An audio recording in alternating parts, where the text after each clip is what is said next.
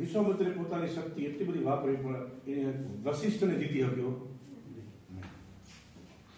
કેટલા દાવ પ્રપંચ રચ્યા પણ મેળ જ ન પડ્યો. એટલે વિશ્વામિત્રને એમ જોયું કે આ કઈ આઈટમ કઈ બલા હે, આ હે શું બધું. એટલે ઈ હવે વશિષ્ઠ કોણ હે એની ખોજ થી. હવે એના માટે ઈ વખતે ખારમાં કે પ્રેમથી પણ વશિષ્ઠ નો ભગવાન કોણ થયો? વશિષ્ઠ, વિશ્વામિત્રનો. વિશ્વામિત્રના મગજમાં એક પીઠ જોડી ગઈ કે જેને હું જીતી નથી શકતો ઈ હે કોણ? જેને હું જીતી નથી શકતો ઈ વશિષ્ઠ કોણ હે એવું કોણ થયું? વિશ્વામિત્રને.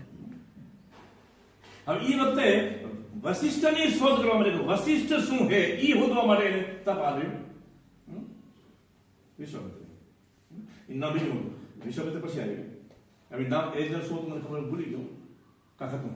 વિશ્વામિત્ર તપ આવ્યો અને તપની અંદરથી એને એક જ વસ્તુ સંગ્રહ કર્યો કે મને ઈ સત્યને જાણવું કે આ વશિષ્ઠ કોણ હે.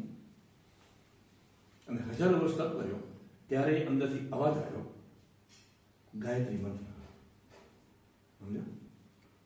ગાયત્રી મંત્ર ત્રણ ટુકડામાં હતો. એ ત્રણ ટુકડામાં ગાયત્રી મંત્ર હતો અને ત્રણ ટુકડા ભેગા થયા અને આખો ગાયત્રી મંત્ર બન્યો. અને અવાજ આવ્યો કે વશિષ્ઠ કોણ એ તને જાણવું હશે ને? તો જાણવાની મસ્ત ચાવી આવી. દુનિયાની અંદર પહેલો ગાયત્રી મંત્ર બોલ્યો વિશ્વામિત્ર જયારે ગાયત્રી મંત્રની શોધ કરી અને જગતને આપ્યો પછી એનું નામ વિશ્વામિત્ર. વિશ્વનો મિત્ર કોણ? વિશ્વનો એનું નામ બીજું કાંઈ હતું. પછી એનું નામ પડ્યું વિશ્વામિત્ર.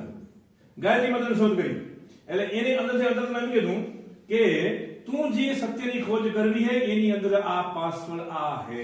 આનાથી તું ઈ જાણી હકીશ કે આ બધું શું છે.